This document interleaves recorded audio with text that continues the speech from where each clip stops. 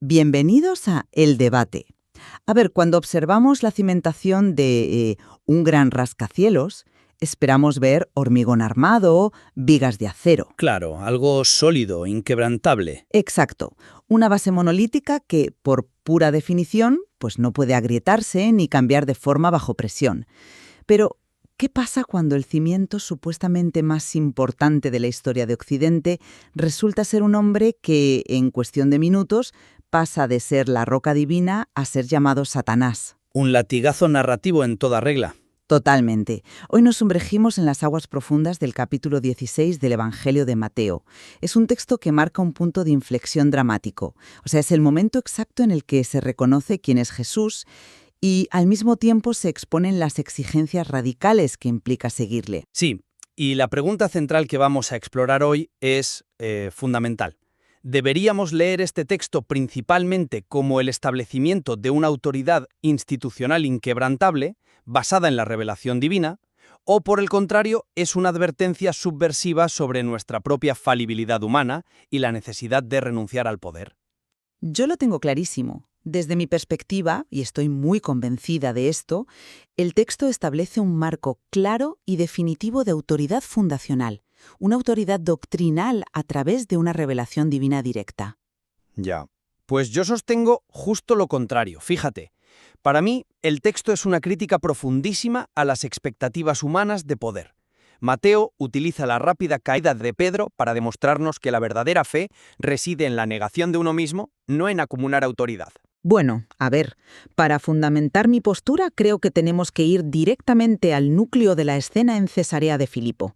Frente a una ceguera generalizada, donde la gente va diciendo que Jesús es Juan el Bautista o Elías o Jeremías, Simón Pedro recibe una claridad absoluta. Recibe un chivatazo del cielo, básicamente. Exacto. Y Jesús se lo valida explícitamente. Le dice: no te lo reveló carne ni sangre, sino mi Padre que está en los cielos. O sea, no es que Pedro sea muy listo y haya atado cabos por su cuenta. Es una intervención divina real. Y lo crucial aquí es la recompensa inmediata que recibe. Las famosas llaves. Las llaves, claro. Pedro es nombrado la roca sobre la que se edificará la Iglesia, haciéndola invulnerable. Se le entregan las llaves del reino de los cielos con el poder de atar y desatar. A ver, esto es lenguaje jurídico, doctrinal y fundacional. No es una simple metáfora bonita. Hombre, te compro que el lenguaje es fuerte, pero creo que aislar esa escena es un error de lectura de manual. Para entender qué está haciendo Mateo realmente aquí, tenemos que fijarnos en el giro que viene justo después. El momento de la reprensión. Claro. Fíjate que el mismo hombre, al que según tú le acaban de dar las llaves del cosmos, es llamado Satanás y tropiezo en el mismo aliento. ¿Y por qué? Porque cuando Jesús explica que tiene que ir a Jerusalén a padecer y morir, Pedro se escandaliza. Lógico desde el punto de vista humano, ¿no? Sí, pero el verdadero mensaje aquí no es la inauguración de un cargo eclesiástico, es el rechazo absoluto a la doctrina del poder terrenal, a esa expectativa de gloria sin sacrificio. La esencia del discipulado, como culmina el texto, es negarse a sí mismo y tomar la cruz. Y eso es la antítesis de la autoridad institucional que defiendes. Vale, entiendo por dónde vas, pero me parece que te saltas todo el contexto previo que hace que esa confesión de Pedro sea tan monumental. Antes de llegar a la cruz, tenemos que entender de dónde venimos en el capítulo. A ver. En la primera mitad del texto, vemos a los fariseos y saduceos exigiendo una señal del cielo, y Jesús, con una ironía brillante, les llama hipócritas. Les dice en esencia que saben leer los cielos físicos, si hay arreboles saben si hará buen tiempo, pero no pueden leer las señales de los tiempos. Sí, la ceguera de los líderes religiosos. Exacto. Es como un experto en meteorología, que puede predecir un huracán a 1000 kilómetros, pero es completamente incapaz de notar que su propia casa está en llamas. Entonces, te pregunto, si el texto dedica tanto tiempo a demostrar esta incapacidad humana para entender, ¿no hace esto que la instauración de una autoridad respaldada por el cielo sea absolutamente indispensable para preservar la verdad? Hombre, a ver, es que la ceguera no se limita a los fariseos. Esa es mi gran objeción a tu idea de una institución divina perfecta. Los propios discípulos protagonizan una escena casi cómica justo después de eso. Ah, ¿te refieres a lo de los panes? Claro, tienen una miopía espiritual que es de traca. Acaban de ver cómo Jesús alimenta a miles de personas multiplicando comida, se suben a la barca y cuando Jesús les advierte, guardaos de la levadura de los fariseos y saduceos, los tíos se miran asustados y dicen, ¡ay que nos hemos dejado el pan! Sí. Confunden doctrina con panadería. Literalmente piensan que les está echando la bronca por no traer provisiones. Jesús tiene que recordarles los milagros. Así que concedo totalmente la ceguera humana que mencionas. Pero fíjate que precisamente por esa ceguera intrínseca, la advertencia de Jesús va contra la levadura, que es la doctrina de esos líderes. Ya. Es un aviso directo contra la élite religiosa institucional. No es un manual de instrucciones para crear otra élite nueva. Espera, me cuesta reconciliar esto. Me estás diciendo que el texto demuestra esta incapacidad crónica para entender lo espiritual, para luego dejarnos a la deriva. Si el ser humano es así de falible, de torpe, necesitas una roca anclada en una revelación divina. Pero es que esa roca... Déjame terminar. Si no tienes esa base, el edificio se derrumba al primer malentendido. La institución es necesaria, con llaves reales, precisamente porque nosotros somos torpes. No me vale ese argumento, la verdad. Si la solución a nuestra torpeza fuera establecer una figura de autoridad infalible y blindada, el capítulo habría terminado en el versículo 19. Aquí tienes las llaves de la empresa Pedro. Problema resuelto. Bueno, nadie dice que sea infalible personalmente. Pero pasamos a una dualidad brutal en el liderazgo. Cuando Jesús empieza a hablar de padecer y morir a manos de los ancianos, Pedro lo agarra y le empieza a reconvenir. «Señor, en ninguna manera esto te acontezca». Reacciona por miedo. Sí, y la respuesta es fulminante. «Quítate de delante de mí, Satanás». A ver, Satanás significa adversario. Pedro, la supuesta roca inquebrantable de tu estructura, acaba de convertirse en el mayor obstáculo para el plan divino. Reacciona desde el instinto de autopreservación humana, y Jesús se lo deja clarísimo. Ya, pero una reprensión severa no equivale a una revocación de autoridad. El texto no dice eso en ninguna parte. Jesús le llama a Satanás por su actitud momentánea, sí, pero no le quita las llaves. Y aquí quiero detenerme en el concepto de atar y desatar, porque creo que es fundamental. A ver. En la tradición judía del siglo I, atar y desatar no era magia, era un término rabínico muy específico. Significaba tener la autoridad doctrinal para declarar qué estaba prohibido y qué estaba permitido en la comunidad. Era una delegación real de poder jurisdiccional. Sí, es un término rabínico, pero el contexto inmediato lo vacía de ese poder terrenal que... Espera, déjame redondear la idea.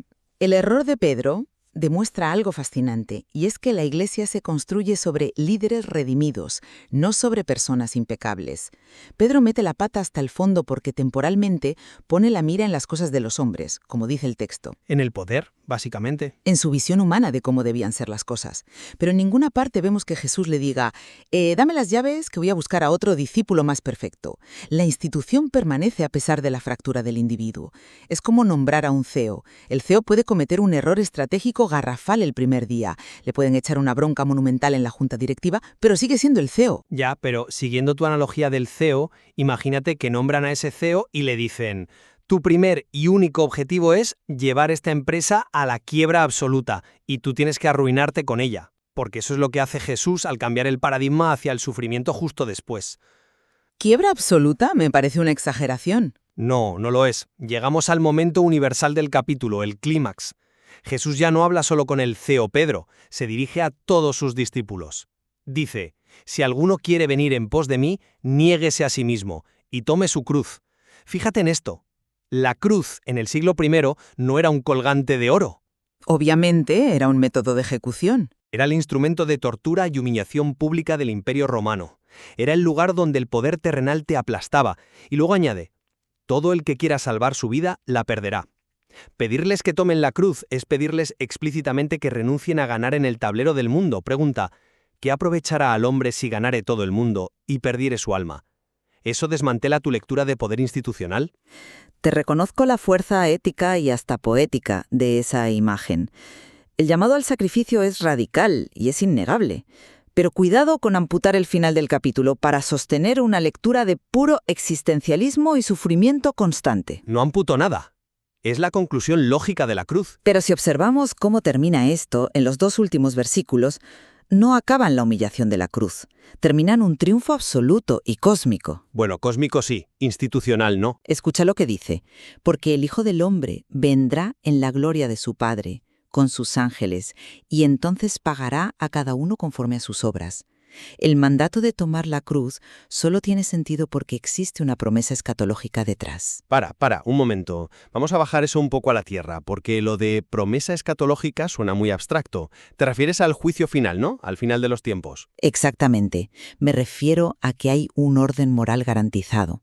El sacrificio temporal de perder tu vida, de tomar la cruz, tiene sentido porque hay un juicio futuro donde el Hijo del Hombre, viniendo en su reino, administrará justicia.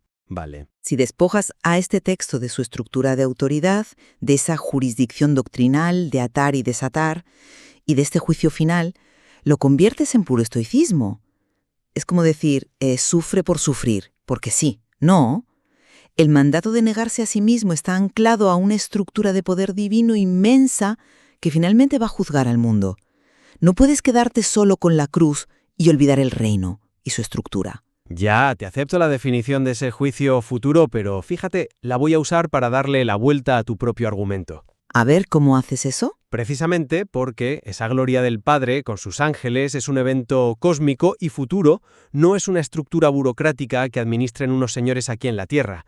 Ese juicio futuro pertenece estrictamente al Hijo del Hombre. No le pertenece a Pedro, ni a ninguna institución que pretenda empuñar esas famosas llaves para acumular influencia terrenal o política. Yo no he hablado de política, he hablado de autoridad doctrinal. Pero van de la mano en la historia. De hecho, el texto dice que pagará a cada uno conforme a sus obras. ¿Y cuáles son esas obras exactas en el contexto de este capítulo? Bueno, seguirle, confiar en esa revelación. Más concreto aún, si estuviste dispuesto a perder tu vida o si intentaste salvarla. O sea, si fuiste como Pedro en ese momento de debilidad, diciendo, no quiero esto que te acontezca, porque preferías la comodidad y el estatus. O si por el contrario abrazaste la cruz. Esa promesa escatológica del juicio final no valida una jerarquía eclesiástica poderosa. Al contrario, valida a los que han sufrido a manos del poder. Es una lectura muy romántica de la historia. Es lo que dice el texto. Por eso, la advertencia inicial de «guardaos de la levadura de los fariseos» es el verdadero hilo conductor del capítulo. Los fariseos eran los que ostentaban el poder religioso legítimo de su época. Eran la autoridad instituida, y Jesús la rechaza por completo para proponer un camino de abnegación. Plantearlo así es muy atractivo, lo admito, pero choca de frente con la mecánica pura y dura de cómo sobreviven las ideas y las verdades en la historia. La iglesia que se promete aquí, contra la cual, recuerdo, las puertas del Hades no prevalecerán, no puede ser una simple suma de individuos sufriendo aislados y de forma anónima. ¿Por qué no? Porque requiere una confesión doctrinal muy específica, que es la que hace Pedro. Tú eres el Cristo, el Hijo del Dios viviente. Esa confesión es la roca. Para mantener esa verdad intacta frente a una generación que solo busca señales físicas y superficiales, pues se requiere una estructura. Ya. La estructura para proteger la idea. Exacto. Fíjate que el hecho de que la naturaleza humana sea propensa a asustarse ante la cruz, como le pasó a Pedro, es exactamente la razón por la que esa autoridad tuvo que ser inyectada desde fuera, por una revelación del Padre. Lo humano, por sí solo, fracasa. Por eso, necesitas una investidura que tenga un peso real, jurisdiccional, para cruzar los siglos hasta que llegue ese juicio final del que hablamos. Y sin embargo, Mateo no nos deja olvidar ni por un segundo la tremenda fragilidad de esa investidura. A mí me parece asombroso de verdad que este evangelio, que probablemente es el más estructurado de los 4, decida juntar en la misma página el momento de mayor exaltación de un líder, bienaventurado eres Simón, con su humillación más profunda y terrible a llamarle Satanás. Es una advertencia, sí. Pero, ¿cuál es la lógica profunda de hacer eso? Lo que el texto hace magistralmente es desactivar nuestra tendencia a idolatrar a las instituciones y a sus líderes humanos. Desactivarla. Yo diría que la humaniza, muestra que son falibles, pero no desactiva la institución en sí.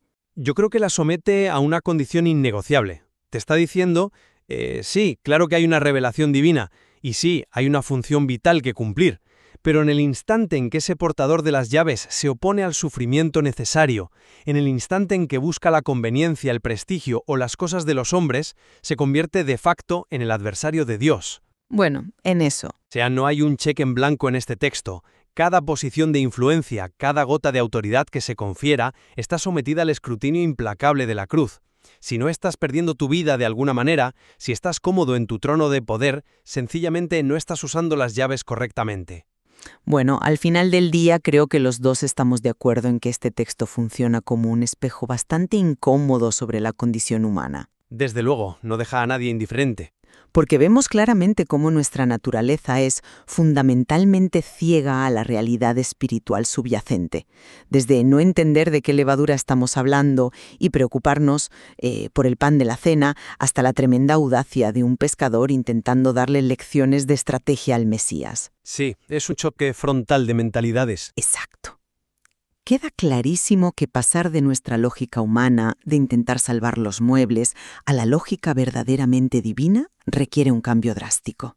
Totalmente. Y yo creo que es ese choque continuo el que hace que este pasaje sea tan inagotable y, siga generando debate hoy en día. Nos obliga a enfrentarnos a nuestras propias contradicciones sobre el éxito y el fracaso. El texto logra sostener en el mismo arco narrativo la promesa de un poder sin precedentes representado en las llaves y a la vez la exigencia ineludible de caminar hacia la propia muerte tomando la cruz. Es una tensión brutal entre ganar el mundo y salvar el alma.